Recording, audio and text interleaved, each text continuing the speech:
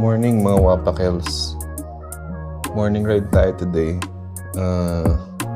May mimit lang tayo isang bike legend. Dati kong kaklase sa college. Border kasi tayo ng riding jersey sa kanya. And dumating na siya today. So, pick up lang tayo. Tapos morning ride lang. Diyan lang sa may Philinvest. Tara, samahan niyo ako.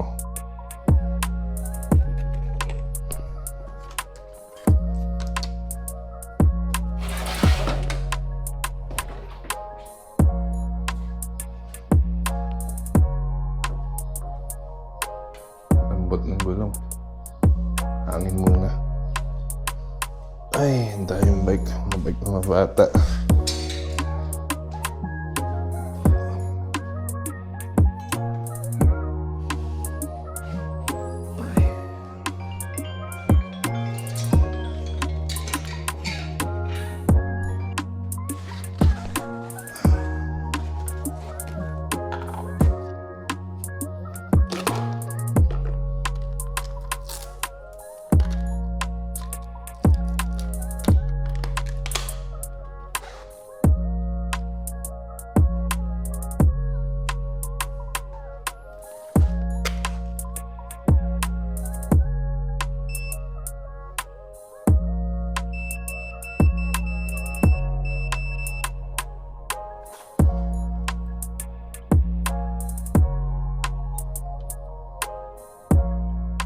$25 PSI lang, oh.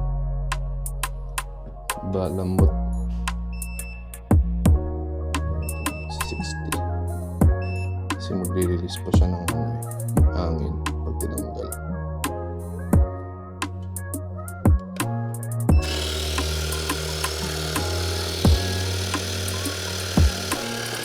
Dalawa inflator natin.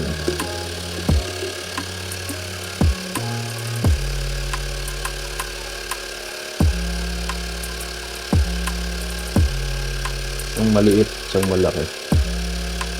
Pang rides to.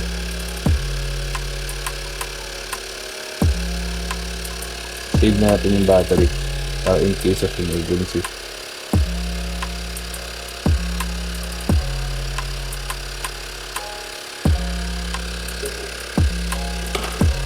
Ito okay na to, pang bahay-bahay lang. Kahit kotse kayang hanginan.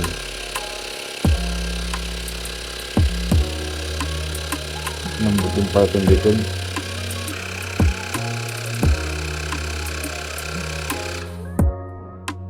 Done.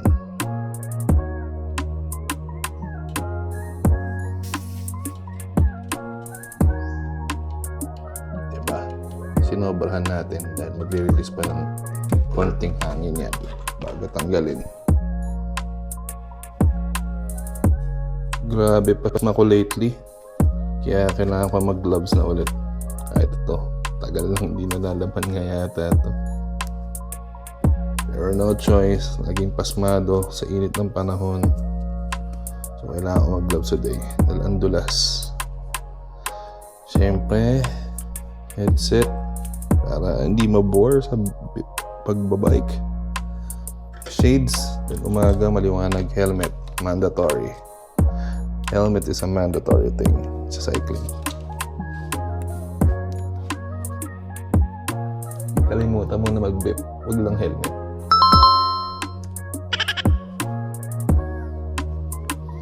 Shades para makong pogi. Yeah, boy.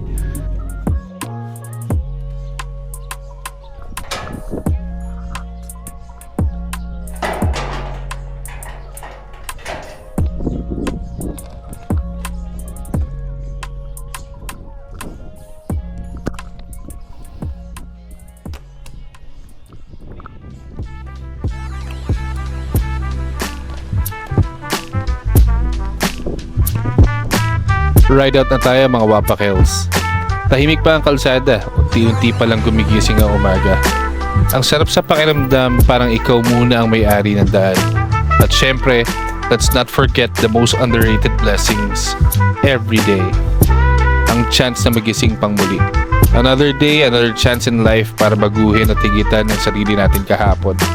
Panibagong pagkakataon na sumikad at gumawa na naman ng panibagong kwento.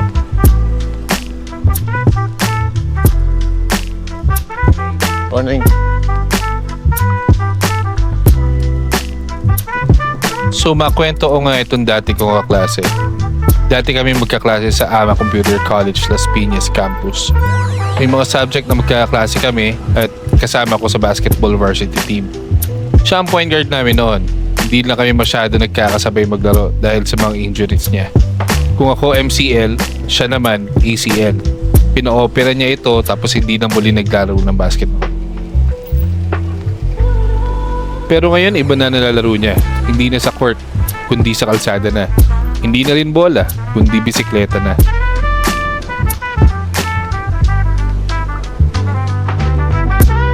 Malaki ang naging impluwensya sa akin ng taong to kung bakit ako nagbibisikleta ngayon. Siguro mga 10 years ago, nagtatrabaho pa ako sa Malaysia bilang OFW. Nakikita ko na yung mga posts sa social media kung saan-saan na siya nakarating. Mga lugar na hindi mo iisiping mararating gamit lang ang bike. Doon ko una nakita na hindi lang pala ito simpleng hobby. Hindi lang siya tungkol sa pagpapapawis o sa pag-exercise. Parang naging way siya para makalayo kahit sandali. Lumayo sa ingay ng syudad, tahimik na kalsada, malamig na hangin. Parang namumundok pero bisikleta ang gamit na transportasyon. Para mapuntahan yung mga lugar na dati nakikita mo lang sa mga pictures, sa magazines. Mga kalsada, kagubatan, kabundukan at karagatan. Unti-unti niya nararating gamit lang ang dalawang gulong. Bike packing. Yan ang tawag sa ginagawa niya. Gusto ko rin sanang tularan. May mga bike packing rides na rin ako nagagawa. Mga 3-4. Karamihan puro Cavite lang. Malalapit. Kung ikukumpara mo sa mga napupuntahan niya, mga lugar tulad ng Marinduque, Sagada, Aurora, Zambales, Quezon, Boracay, Ilocos Region, Romblon, at kung saan-saan pa.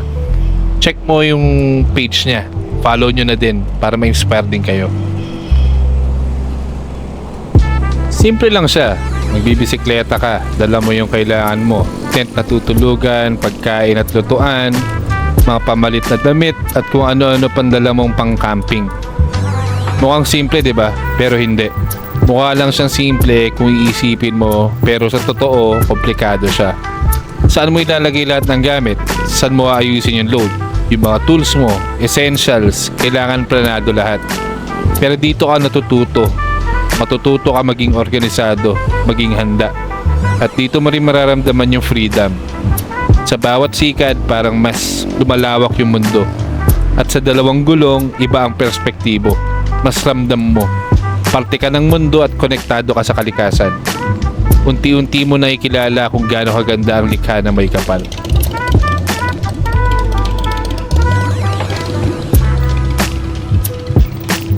Isa siya sa mga OG ng ganitong klaseng adventure dito sa Pilipinas. Bago pa maging uso, ginagawa na niya. Hindi para sa views, hindi para sa content, kundi dahil yun talaga ang gusto niya. Nagsimula siya bilang miyembro ng Centurion, isang grupo ng mga siklista na ang basehan hindi oras, kundi distansya. Minimum 100 kilometers, 100 kilometro.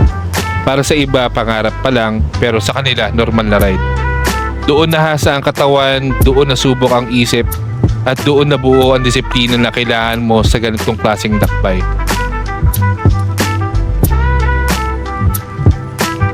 Kalaunan, hindi na lang siya sumasabay, siya na rin ang gumagawa ng sariling direksyon.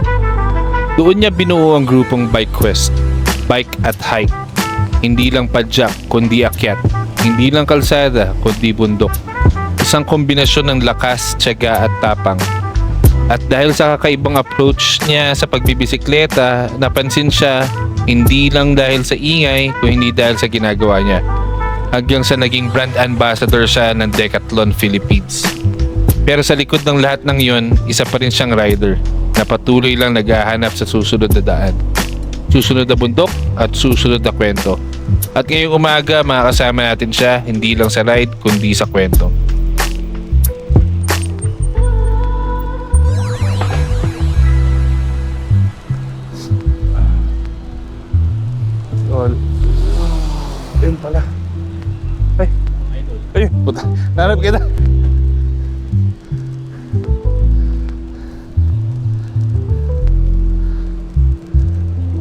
Yan ba yun?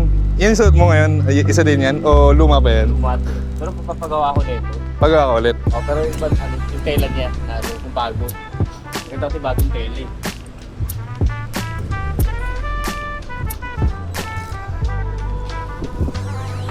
Yun, oh. Ito kasi makapal yung tela niya. Hmm. Ito mas ano siya, mas manipis. Mas manipis. Mas ano sa trend. Ito Oo. kasi pwede sa bundok to, sa mga... Sa hike. Pag, Pag hike. dito sa amin, ako pawis mo dito na ano. Ito kasi siya, ano siya, yung pagod yun. Kaya kasi... Ganda, ganda. Tapos, yung ano, paano yung dulo niya? Ginanya mo siya. Oh. May iba, di ba, parang... Ito Yung, ano? Yung parang sa motor. O, yung parang naka... Rubber. Oo, parang may ganun. Oo, yung ganyan. Pag... Dito sila. Mas limited Yung yun. iba yung dating ano, yung pangalawang batch na ito naging ganun. Yung unang batch na ganun. Oo. Pero yung pangalawang batch naging ganun. Kaya sabi ko, tinanggal ko. Ah. Yan, Pero okay din, para ano. Pero parang mas mahaba yung ano na ito, no? Ito. Mas mahaba yung sleeves niya. pare yan. Parehas lang. Pare ito habo. Parehas lang. Tama nga, excellent. XL. Sakto lang siguro to. Kasi pag ano, mahaba yan agad dito sa iyo. Sukatin natin para ano. Ay, ito yung isa, supin mo na lang. Oo. Para mas ano sa'yo. Supin mo Ah. na isa. Tama. Kasi parang pa... Maganda. Maganda. Sa nipis nga, no? Sa ano? Oo. Parang kumpara dito. Ganito yung... Nagpagawa ano kami ni Jan dati, yung All Blacks. Ganyan yung tela. Ito, iba yung tela. Tela niya. Yung tela kasi niyan, pang running pati yan. Oo. Pang hike. Kaya mas light. Oo, kaya mas light siya. Kaya pwede siya pantakbuhan eh. Oo nga, no? Pero meron pa kasi pan light sa running, yung malalaki butas. Kaso problema nun, pag nasabitan ng mga ganito, pati yung mga ano, yung parang ganito na strap. Naghihibol-bol. Oo, yung What? mulmol. Himulmol ka agad. It's again. Kahit ito. Oh, what are you talking? Ito ba talaga tayo ito? Tutulungan daw na sa akin ito. Oo. Yan, maganda rin yung ano, yung ganyan. Yung una-una namin. Pero at least ito, may bago akong ano. Kailangan ko rin talaga ng ganito dahil natamad ako magbaon ng sleeves, mga ano, kumbaga isang gantuhan na lang. Mga long sleeve ako eh. Pag yung mga malayuan, long sleeve pag summer. Pero pag dito lang, ano, short sleeve. Short sleeves lang. Ito kasi, gusto ko lang na ito kasi pag yung malamig yung lugar. Gusto ko ito. Pero pag malamig ang lugar, mag-double t-shirt ka lang. No nga. Mahal din ang ano eh. Pero nagde-decathlon ka pa? Hindi na. Hindi na. Wala na, tapos na. 2 years na ako sa Decathlon eh. Ah, Yung third year ko. Kontrata yun? Kontrata? Oo. Oo. Yung pang 3 years ko din ako nag-renew. Kasi para may bigay ko naman sa iba. Anong benefits nun? Pag ambassador ka ng Decathlon? 15% yata tayo, 20%. Ah. Yung discount. Tapos ano, halos yung mga tititesting ko lahat ng mga ano nila. Oo. Kasi sa bike hike. Oo. Sa running, hindi ko nakuha yun kasi yung ano ko, bike time lang. Kaya yung mga camping set. Yan, tapos yung mga sa cycling lahat. Pwede ko gamitin siya. Parang 30 days ka. 30 days trial. I-review ko siya. Sabihin ko yung ano, kung ano yung problema doon. Tapos ano yun? Saan ipapush yan? Sa Decathlon page mismo? Kapag ano? Facebook. Sa Facebook mo, ikaw na lang din na, bilang ambassador, ikaw na lang din talaga Post sa Facebook. May requirement talaga yan eh, bilang ambassador. Sa Facebook o sa Instagram mo, lahat ng mga ano mo, social account mo, post mo din yung mga ano mo, review mo sa New Jersey. Maganda pa siya, gano'n kasi madali ba po, pumuntas doon. Halos 1 oras kami nagkwentuhan tungkol sa bisikleta, mga biyahe, mga lugar na napuntahan, mga kalsada at bundok na hindi mo makakalimutan. Bilang isang siklista, pangarap ko rin makasama sa mga rides nila. Sa ngayon, hanggang dito na muna. Pero malay natin, next content, kasama ko na sila. Kung umabot ka sa part na to, salamat sa pakikinig. Dahil sa bawat sikad, may kwento. Jom, sikad tayo.